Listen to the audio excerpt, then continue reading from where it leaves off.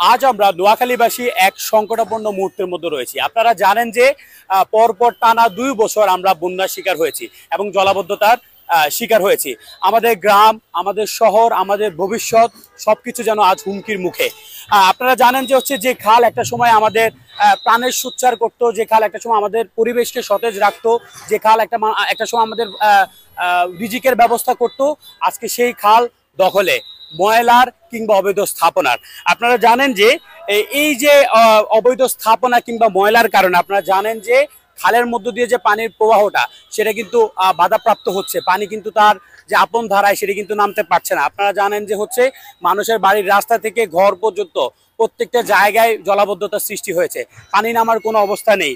আপনারা জানেন যে আমরা পরপর ২বার বন্যার শিকার হয়েছি। আমরা চাই না তৃতীয়বারের মতো আমরা বন্যার আবার শিকার হই এবং আমাদের নোয়াখালীবাসীর যে সোনালী অতীত ছিল, আমরা চাই যে সেই সোনালী অতীতে ফেরত যেতে।